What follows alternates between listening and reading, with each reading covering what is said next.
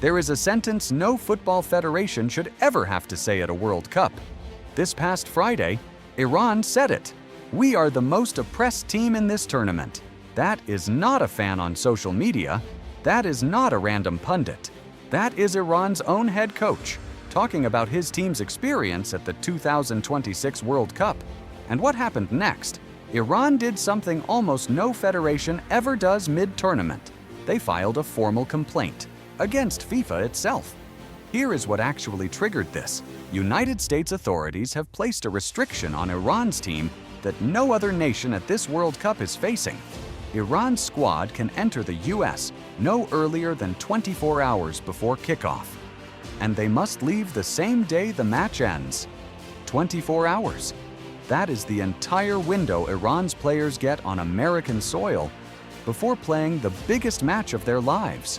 Now compare that to every other team here. Standard World Cup preparation means arriving 2 to 3 days early. Time to recover from travel.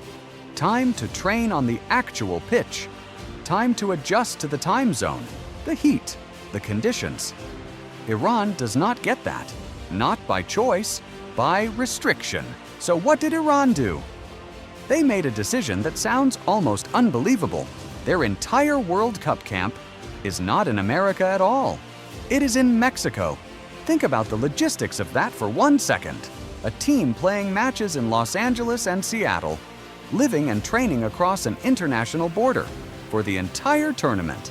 Every single match, the full squad, coaching staff, medical team, support staff, crossing from Mexico into the United States, playing the match, and in many cases, heading straight back across that same border immediately after. No other team at this World Cup is doing this, not one. And this is where it stopped being just a logistics story. Iran drew 2-2 with New Zealand in their opening match, and their head coach was direct about why. He said the disruption directly hurt their performance. Under their original plan, the team needed 2 full days in the host city before each match to reach what he called optimal physical condition. That plan was impossible because of the restriction. A coach who has spent his entire career building preparation routines watched his team get denied that on the biggest stage his profession offers. So Iran's federation did something rare. They filed a formal complaint with FIFA.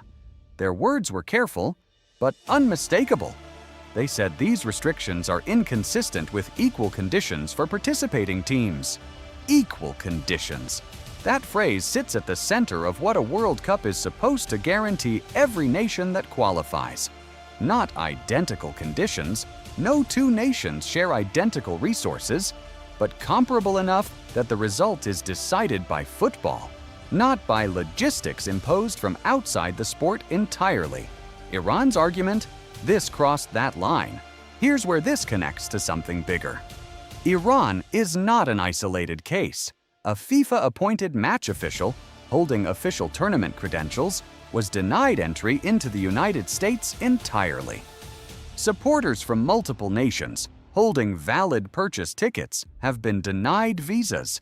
Iran's own federation says their official ticket allocation was withdrawn days before their opening match. Put all of that together. Iran's complaint is not one frustrated federation venting. It is the most visible sign yet of a pattern that keeps asking the same question. Who actually gets full access to this World Cup? And on what terms? So where does FIFA stand in all this? Iran's complaint is not directed at the US government. It is directed at FIFA, the organization that owns this tournament, that sets its rules, awards, hosting rights, and is supposed to guarantee fairness across every host nation. As of Friday, neither FIFA nor US authorities had publicly responded. That silence matters because FIFA now finds itself caught between a host nation's immigration authority and the competitive obligations it owes to every team that fought through years of qualification to be here. This is genuinely new territory. A multi-country World Cup has never created this exact problem before. And here's the part that makes this worse. FIFA's president has already responded to an earlier access controversy at this same tournament. When a match official was denied entry entirely, his response was to tell people to, in his own words, chill and relax. That response did very little to calm things down then. Whether that same tone gets applied to a formal complaint backed by an entire national federation remains to be seen. Step back for a second. Every team that qualifies for a World Cup does so with one basic understanding. Once you arrive, the competition will be fair. Conditions will never be perfectly identical, but they will be reasonably comparable. Iran is now arguing, formally, on record, that this basic guarantee was not honored in their case, and they put that argument in writing, directly to the one organization whose job it is to answer it. For Iranian players, this means crossing an international border before and after every match, living in a camp that isn't even in the country where they're competing, carrying the ordinary pressure of a World Cup, plus the weight of knowing your preparation was compromised by circumstances completely outside your control. What happens next is genuinely uncertain. Iran has 2 more group matches left. FIFA could intervene with US authorities directly. FIFA could admit the disadvantage exists, but say it has no authority to act. Or, most likely given how this tournament has gone, this simply continues without resolution, becoming one more controversy that quietly defines this World Cup's legacy. So, here's my question for you. Should FIFA intervene when a host nation's immigration policy creates a real competitive disadvantage for a team that legitimately qualified?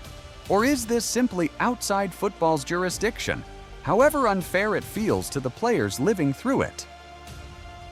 Tell me in the comments. I read every single one. And if you want to keep following this story as it develops, subscribe. We're not done covering this. We're not done.